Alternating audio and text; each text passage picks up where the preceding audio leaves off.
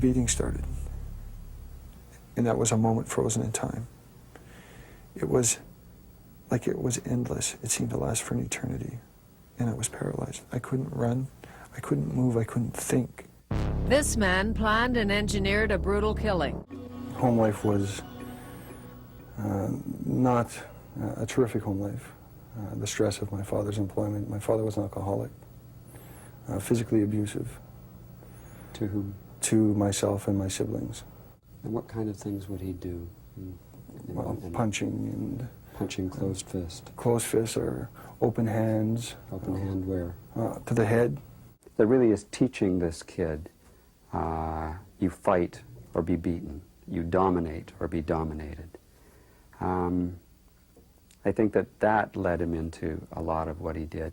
A lot of anger towards my stepmother. She went into hysterics and tried to beat my brother. I took away her bungee cord and I locked her in a closet. And she was in the closet for almost 12 hours. How did that feel? Invigorating. It felt good. It felt like I had some power. I had a little bit of control again. I asked him, what do you think she felt? Do you think she was scared of you? And he says, well, no, I don't really think so. And, you know, my sense is she must have been very frightened. He doesn't seem to have understood that. So what I'm getting is that his sense of empathy was impaired. One of the people I beat on really well. And I don't know whether or not he was taken to the hospital. I didn't care. It wasn't my problem. I won that fight. No room for second place. Well, I started to manipulate the people that were around me for money, for drugs. I was telling them, well, hey man, if you want to hang out with me and you want to be cool, you know, you'll do that. You'll go and grab me some cash. Many of my friends were older than I was. Like people, drifters, people that hadn't found their way in the world. And I drew them to me, knowing what they were, knowing what I was. And to make myself feel better, I put them down, so that I was like king of the losers.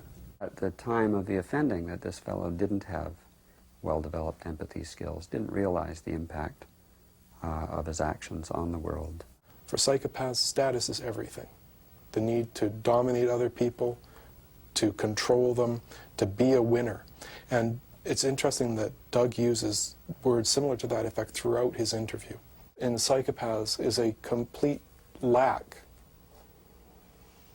of emotional or nurturant type relations. They seem to be devoid of emotions or the capacity to feel strong emotions and emotional bonds. If something terrible happens around them, they can feel afraid. But they tend not to have long-lasting emotions like depression, like anxiety, like love. And if you lack capacity for emotions like this, you're really left with one dimension to relate to other people, which is status relationships.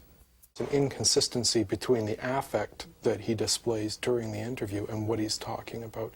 He tries deliberately to keep a fixed facial expression, yet he's talking about an incredible range of subjects in terms of emotional content, yet his facial expression changes little, if at all.